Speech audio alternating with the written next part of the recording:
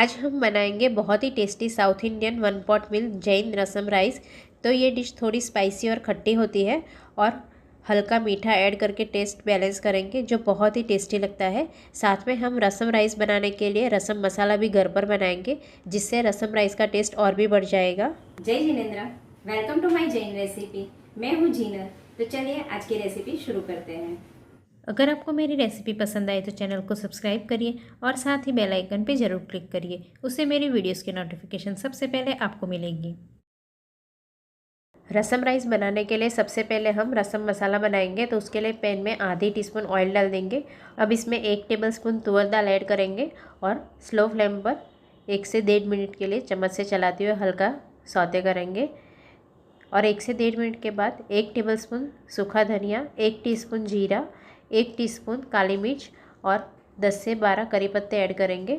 और साथ में हम 7 से 8 कश्मीरी लाल मिर्ची के बीज निकालकर इस तरह छोटे टुकड़ों में तोड़कर फिर ऐड करेंगे। और अब सारे मसाले को हम स्लो फ्लेम पर चम्मच से चलाते हुए 5 से 7 मिनट के लिए रोस्ट कर लेंगे जिससे मिर्ची और करी पत्ते एकदम क्रिस्प हो जाएंगे। वैसे आप चाहो तो दाल और सूखा मसाला एक साथ में रोस्ट करके फिर मिर्ची और करी पत्ते को अलग से रोस्ट कर सकते हो। तो देखिए यहाँ मसाले को हमें इस तरह कंटिन्यूस चलाते रहना है, नहीं तो मसाले जल जाएंगे।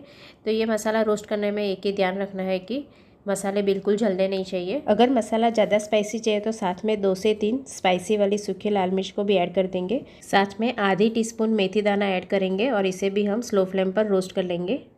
5 से 7 मिनट के बाद देखिए दाल का कलर चेंज हो गया है और मिर्ची बिल्कुल जली नहीं है। तो मसाले हमें इसी तरह रोस्ट करना है।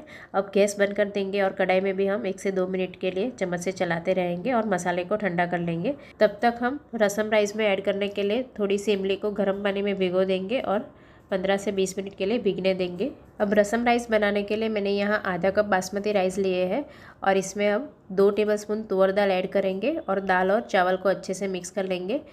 अब दाल और चावल को हम 3 से 4 बार अच्छे से वॉश कर लेंगे। तो देखिए वॉश करने के बाद इसे हम 15 से 20 मिनट के लिए साइड में रख देंगे और मसाले को पीस लेंगे। तो देखिए यहाँ मसाले भी अच्छे से ठंडे हो चुके हैं और क्रिस्पी हो गए हैं। तो इसे हम छोटे मिक्सर बाउल में डाल देंगे और मसाले को हम ग्राइंड करेंगे।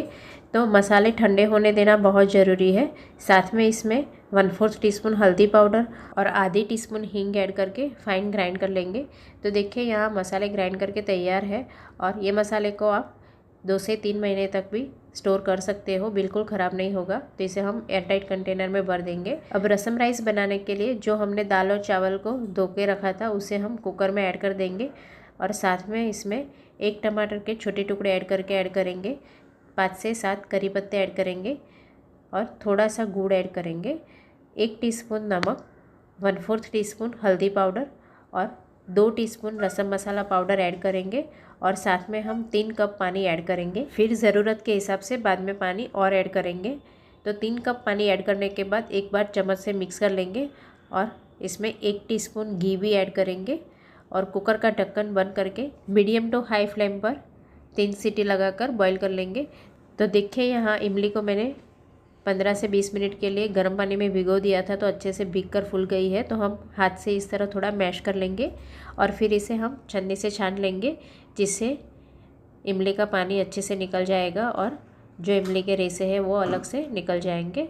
तो थोड़ा सा पानी हम और ऐड कर देंगे और एक बार अच्छे से चम्मच से प्रेस करते हुए इमली के पल्प को निकाल देंगे। तो देखिए इस तरह छानने से इमली का पानी अच्छे से निकल जाएगा और रेसे भी अलग हो जाएंगे। तो अब इसे हम साइड में रखेंगे और कुकर में 3 सीटी भी लग चुकी है। तो प्रेशर अच्छे से रिलीज़ हो जाने के बाद हम कुकर का ढक्कन खोल देंगे और देखिए अच्छे से बॉइल्ड हो चुका है। तो अब रसम राइस बनाने के लिए कढ़ाई में हम 1 से 1.5 टेबलस्पून घी ऐड करेंगे और इसमें 1 टीस्पून उड़द दाल डालकर स्लो टू मीडियम फ्लेम पर गोल्डन ब्राउन होने तक रोस्ट कर लेंगे। तो देखिए गोल्डन ब्राउन हो जाने के बाद 1 टीस्पून राई डालकर राई को चटकने देंगे। राई चटक जाने के बाद आधी टीस्पून जीरा और चुटकी भर हींग और 1 हरी मिर्ची के टुकड़े और 4 से 5 करी पत्ते ऐड कर देंगे। साथ में आधी टीस्पून कश्मीरी लाल मिर्च पाउडर भी ऐड करेंगे और जो हमने दाल और चावल को बॉईल किया था वो सारा दाल चावल ऐड कर देंगे। साथ में हमने जो इमली का पानी बनाया था वो पानी ऐड करेंगे। तो मैंने यहाँ सारा पानी ऐड नहीं किया है। टेस्ट करने के बाद ज़रूरत लगे तो हम बाद में भी ऐड कर सकते हैं। साथ में 1 से 1.5 कप पानी और ऐड करेंगे। तो पानी मैंने यहाँ गर्म ऐड किया है। अब सब अच्छे से मिक्स कर लेंगे।